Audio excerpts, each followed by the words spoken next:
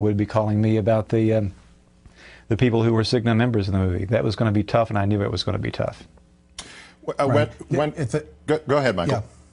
No, I was just at the time when you saw CNN falling, taking the bait, and USA Today and Time Magazine and you know, much of the media using the actual language that you and your guys developed on referring to me as against American principles, socialist, all this stuff, and of course Fox News then taking it and you know, running with it.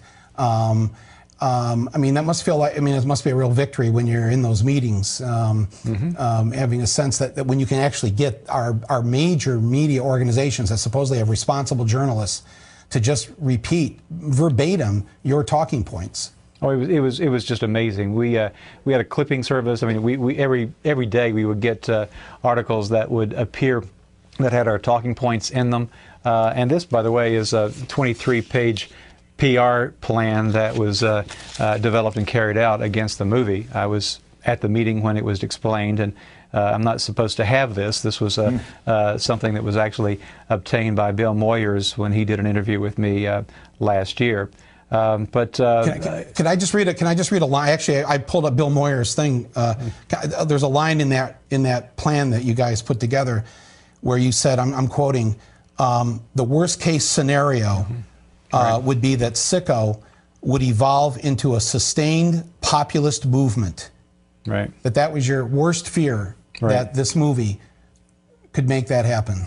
That's exactly right, and the industry monitored public opinion from that moment prior to the premiere of the movie or the national release of the movie until many weeks after the premiere, just to see how public opinion had changed, and also monitored the box office receipts of the movie and all these clips that we got.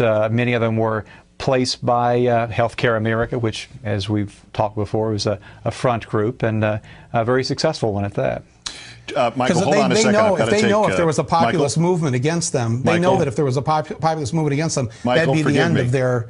I've got to take a commercial break. If you guys can stick around, we'll do this after. Obviously, we have to sell something. Okay, I'm so sorry, Keith. I didn't mean to... That's right. I was staying back for deliberately. Michael Moore and Wendell Potter, stand by. We're going to take a quick break and resume where we were in just a moment. Former Cigna executive Wendell Potter and filmmaker Michael Moore, two of the heroes of healthcare reform, continue their first conversation next on Countdown.